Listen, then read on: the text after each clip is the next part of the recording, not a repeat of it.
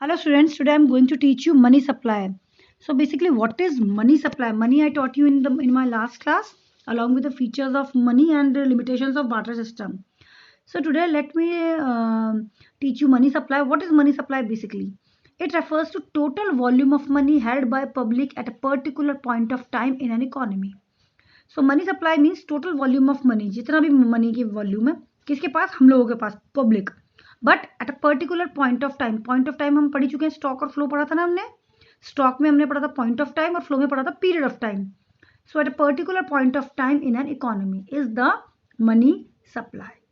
So what is money supply? It refers to total volume of money held by public at a particular point of time in an economy.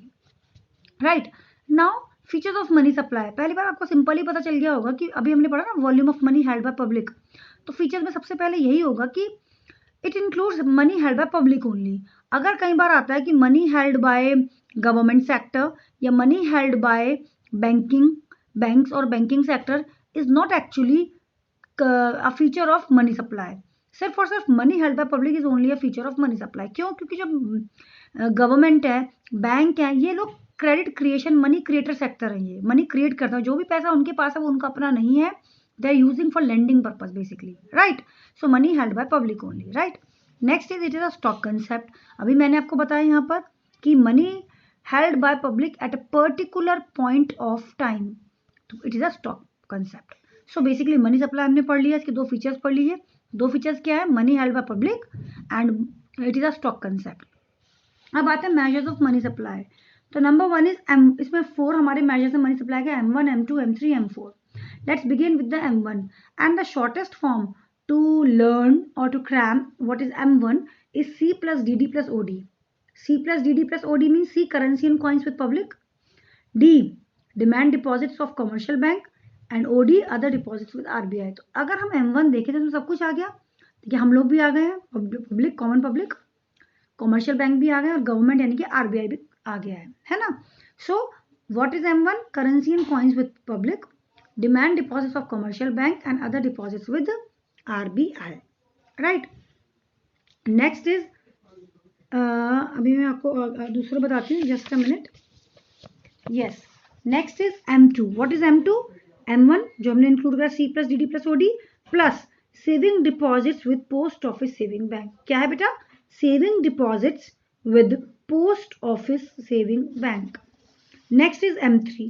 M3 में क्या होगा? वही M1 plus net time deposits with bank. Time deposit आपको पता ही है, FDs जो होती हैं. M4 आता है. M4 में M3 plus total deposits with post office saving bank. जैसे यहाँ सेविंग डिपॉजिट, यहाँ पर आएगा टोटल डिपॉजिट. उसमें हमने एक्सक्लूड क्या करा? NSC. What is NSC? National saving certificate. NSC होता है नेशनल सेविंग सर्टिफिकेट. बेसिकली जैसे हम FD में पेपर लेते हैं ना, या हम कोई भी शेयर्स वगैरह खरीदते हैं, NSC उस टाइप का ही होता है. ये 0, 500, 1000, 100 इसकी डिनोमिनेशंस में होता है. ये हम गवर्नमेंट से परचेज करते हैं. एक पेपर टाइटल होता है कि आपने 10,000 के NSC खरीद लिए. उसमें डेट मेंशन होती है, अमाउंट मेंशन होता है और ये मेंशन होता है कि सपोज 8 ईयर्स के बाद आपको 10,000 के इतने मिलेंगे, 15,000, 16, 18 जो भी मिलेंगे, इतने % इंटरेस्ट के साथ. तो वो होता है हमारा NSC. तो हमने M1 पढ़ा, हमने M2, M3, M4 ये पढ़ा. अब आती है एक और बात. What is high powered money? अगर हम हाई पावर्ड मनी के बारे में बात करें तो there is a difference between money and high powered money. अब आपको ये क्या है? मनी आपको पता ही है, C plus DD plus OD. बस एक फर्क है. अगर हाई पावर्ड मनी में हम बात करें तो उसमें दो चीजें आती हैं. करेंसी हेल्ड विद पब्लिक, ये तो कॉमन है. मनी और हाई पावर्ड मनी में कॉमन है. और डिफरेंस क्या है? Cash reserve with the banks. Cash reserve with the banks is an additional factor in high powered money. C तो सेम है, करेंसी एंड विद पब्लिक. और नेक्स्ट क्या है हमारा इसका? Cash reserve with banks. तो I hope high powered money और money का डिफरेंस आपको कुछ कुछ क्लियर हुआ होगा.